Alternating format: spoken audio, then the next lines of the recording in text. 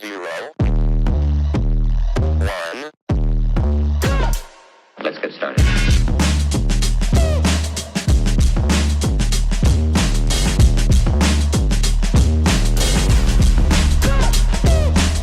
Why they stopping me? Bye, crypto bro. What's going on, crypto peeps? It's that guy again, Ball Deep Crypto. Coming at you, of course, you already know, Stellar XLM, talking a little RWA, little FedNow, a little bit of, tokenization, everything else. But before we get into it, Ball Deep Crypto is not a financial advisor. He's just a guy talking to a computer about what he's into, what he's doing. What you do with your money is your choice. This is not financial advice. That being said, let's get into it.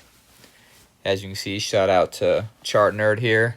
XLM, Stellar has a huge RWA market cap with a variety of RWA issuers, DeFi integrations, and optimal infrastructure. You've got Stellar RWA's market map, as you can see here. U.S. Treasuries, Franklin Templeton, we already know Benji, Janus Henderson, Wisdom Tree, we know is integrated, Ondo, Centrifuge, Ondo's with BlackRock as well, Etherfuse. You've got equity funds, Wisdom Tree, Mercado Bitcoin. You've got corporation bonds, Wisdom Tree. These are the RWA issuers. You've got institutional funds, Wisdom Tree, Mercado Bitcoin, Janus Henderson. Real estate, Red Swan. Etherfuse for non-U.S. debt, commodities, Wisdom Tree. If you go back in the videos, we've talked about Etherfuse, Red Swan, Mercado Bitcoin, Franklin Templeton, Ondo, Centrifuge, on and on. Dexes for their DeFi integrations, Aquarius, we've got a couple of videos on them. You know, we're a big Aquarius fan. We got the Soros swap. You've got Blend. We also talk about Blend. You've got Kinetic, Templar, Huma for lending. Then for yield, you've got the Solve protocol and the DFindex. And for the infrastructure down here, regulated exchange and tokenization management, you've got Archax. We've talked about them. 21X, which in Germany, we talked about that with their ETPs. Bitbond, Cashlink, Centrifuge again. Centrifuge is everywhere. Token Forge, obviously inoperability, layer 0. I think we talked about like 70-something% or 80% of all inoperability across every single chain. Layer 0 is huge. Allbridge, we've talked about them. Axelar as well, obviously with that new Axelar Ethereum SHX bridge, which is going to be, obviously using Stellar XLM as its plumbing. So people, Stellar is a big player here. We've got Band for Oracle's DAI, Reflector, and Redstone. So kind of give you an overview. Shout out to my man, Chart Nerd. Pretty sure he does videos. And TA, I believe. I don't know what else, but give the man a follow. Give him a watch. This guy's out here doing the work. Shout out to him. We go to SHX HODL. I mean, I'm a hodler. Respect to this man. Where the XLM haters at, he says. As you can see here, Lumexo Stellar Wallet says green light from the SEC. The SEC has included XLM in the hashtag NASDAQ crypto ETF, the first institutional bridge between Wall Street capital and the $61 billion cross-border payments sector. Cross-border payments, Sorabon, Fed Fast Now. We're getting into that right here. This is a beautiful thing. Haters gonna hate people. Let them hate. The Lumen Report. XLM's designation by the Federal Reserve for FedNow integration represents a concrete validation of its technical infrastructure for U.S. payment systems. This inclusion underscores Stellar's existing compliance framework and operational readiness to serve as a settlement layer for real-time institutional payments at the federal level. We know it, that they are very compliant, regulatory, cross the T's, dot the I's. They want to be fully regulated. They want to be as compliant as possible. We just know that's how Stellar gets down. Now it says here, the Federal Reserve has identified XRP and XLM as the only digital assets it may consider for facilitating payments within the FedNow payment system.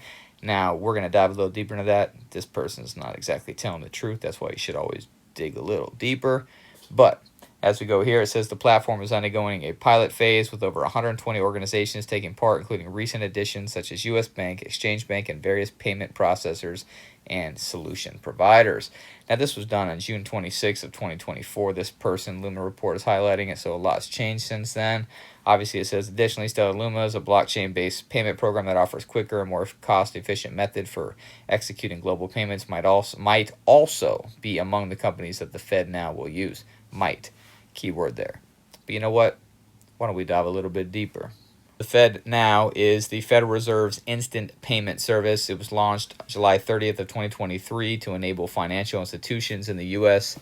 to facilitate real-time money transfers 24/7, 365. That's how crypto moves. That's how money moves. The banks are old, antiquated, slow, 9 to 5, close on the weekends, close on holidays. Money will move in the future 24/7, 365. I've talked about it. I mean, it's pretty much where I see it going to.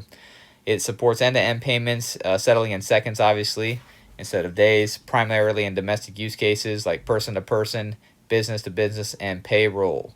Now, as of October 2025, over 1,400 financial institutions, including banks and credit unions, participate with features like, obviously, the ISO 222 compliance, which will be fully rolled out, and everybody should be in it and regulated by November, which is coming to us very quickly here. It's obviously October the 31st, Halloween. Obviously, for richer data and liquidity management tools. It's designed to compete with private networks like the clearinghouse's RTP while promoting broader adoption of faster payments. Transaction limits were raised to 10 million in November of 2025 to accommodate larger corporate flows. So you can see they're raising the limits. It means more people are going to be using it. It's a beautiful thing. Now, it focused exclusively on domestic regular transactions between U.S. financial institutions with no native support for cross-border payments as of October 31st. Obviously. Now, based on the latest Federal Reserve data, quarterly settled transactions is 2.1 million, up 1,265% year over year from 156,076 in quarter 2 of 2024. So as you can see, you went from 156,000 transactions to 2.1 million in a year. Beautiful to see that growth, that adoption. It's going to be more and more and more, in my opinion. Obviously, you've got the average daily transaction volume of 23,333. You've got the average daily volume of 2.7 billion, up 406% quarter over quarter. Love to see that. You know, don't make dollars, it don't make sense. See that money moving on these rails, makes the rails and the price of the rails that are moving it go up. Obviously, that's what we're here about, right? Money. We're not just here to listen to this boring shite. Let's look at value for tokenized bonds, stocks, and treasuries. Obviously, domestically moving along. Now, the tokenization converts traditional assets into blockchain-based digital tokens, enabling fractional ownership, 24/7 trading, and faster settlements, and reduced intermediaries. As of October of 2025, the real-world assets RWA tokenization market totals 24 billion, as we talked about in the previous infancy stages. But that in itself is up 308% in 3 years, so the growth is obviously substantial, with tokenized treasuries, bonds, and stocks driving growth. Now, the projections from where it's currently at, 24 billion in 2025 is live and breathe. It projects to be a $30 trillion by 2034. Jeez Louise. Potentially capturing 10 to 20% of global illiquid assets, a $16 trillion market. Now, tokenized U.S. Treasuries, it's a $7.4 billion market cap with 80% year-over-year growth in 2025, led by BlackRock's Buttle with $3 million AUM and Ondo Finance's OUSG, $693 million. It enables yield-bearing on-chain collateral up 329% from $1.7 billion in 2024. They've got tokenized bonds, including private credit, which would be a $12 billion plus, 58% of RWA flows in 2025 H1 includes money market funds and corporate debt. Platforms like Franklin Templeton and State Street are piloting this. So these are some big players that have been around a long time that are adopting and moving towards this avenue of money movement and tokenization. Now, tokenized stocks and equities emerging at 1 to 2 billion, limited by regulations. Pilots on Coinbase and Robinhood for fractional shares. The broader RWA, including these, hits 17.88 billion in March of 2025. Now, the monetary value, obviously, the current total tokenized fixed income of treasuries and bonds is between 19 and 20 billion, with the potential 10 trillion by 2030 BlackRock BCG estimates for RWAs. You've got tokenized treasuries alone could reach 5 to 7 trillion, 10% of the 28 trillion US Treasury market via institutional demand for liquidity. Stocks could be 5 to 10 trillion potential with fractional access to 100 trillion global equity market. People, look at those numbers. 2030 potential 10 trillion of tokenized treasuries, 5 to 7. You know, that's 10%. There's a total of 28 trillion, which will eventually come online. This is all coming online. Institutional stocks, 5 to 10 trillion potential, fractional access to $100 trillion global equity market. My goodness, people. The benefits to tokenizing it could be 50 to 70% cost reductions in global accessibility, but regulatory hurdles, obviously the SEC approvals, limit scale, but we've talked about it, the SEC is moving towards approving tokenization of all assets. They see it coming. It's just a matter of time. It's coming. It is coming. They're telling you, as we talked in that other video. Just listen. Now, where do XLM and XRP as the only crypto companies named? Obviously, that's what that said. No, they were not. Obviously, persistent rumors claim the Fed is exploring them for blockchain components like cross-border settlement for liquidity, but these stem from unverified sources, analyst speculation, and community hype. No direct Fed confirmation exists. Now, FedNow remains a centralized, non-blockchain system, with blockchains focused on interoperability rather than native crypto adoption. Obviously, it's going to be everybody, but who's going to be the main cogs? Now, the named and the considered at needs would be Ripple, which is obviously XRP's parent company, was among 57 early adopters in 2023, providing tech like the Interledger protocol for connectivity. Interledger, wasn't that owned by, who the hell was that? Was that Velo I was talking, that owned that? And they sold it? And Velo obviously runs on Stellar Rails. Not for sure on that. It's slipping my mind right now, but somebody had posted that. That's interesting. Not XRP itself. Now, other confirmed partners include 27 plus service providers with Ripple ties, Valenti and Vinsley, but also Hedera, which we talked about. They're obviously in the Bank of England's the DLT innovation. Obviously, running the test pilot with the CBDCs over there. It makes sense for them to be over here. Hedera is going to be in everything. You know, XLM is going to be in everything. XRP is going to be in everything. People, these are the ones. These are the chosen ones, in my opinion. Who knows? You've got Metal Blockchain, obviously. I've talked about them in previous videos, and Quant for interoperability, obviously, to connect it all. HBAR and XRP were tested by Swift for payments. XLM is speculated for similar roles, but lacks official nods. Of course, XLM moves in silence. Now, only XLM and XRP false. Multiple ISO 222 compliant chains. XRP, XLM, HBAR, XDC, Quant, Algo are discussed in analyst reports for potential FedNow enhancements. A 2025 Fed research paper validated XRP and XLM for secure payments and pilots. So there we go. In 2025, it validated them. That's good news. But alongside HBAR and others, no exclusive, it's not exclusive, and it's focused on protocols, not tokens.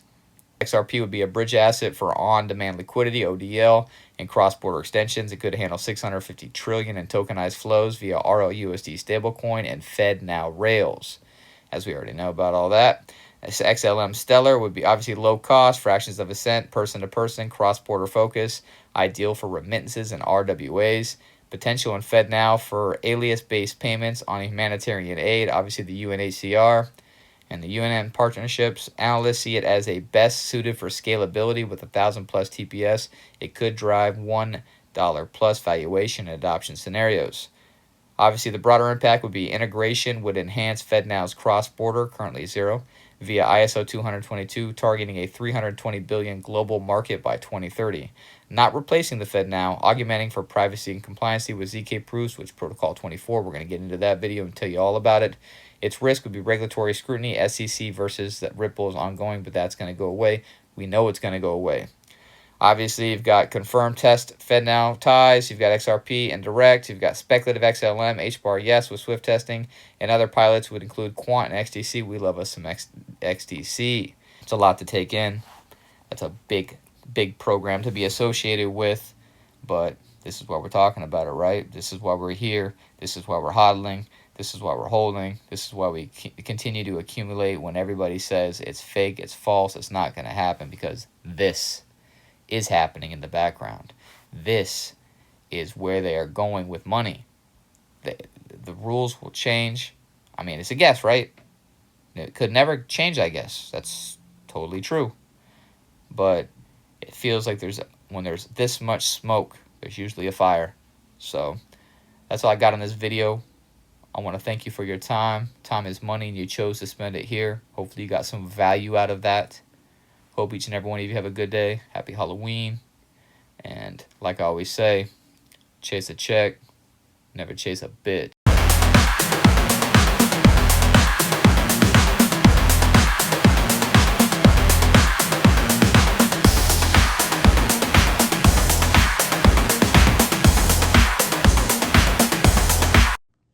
Bye, crypto bro.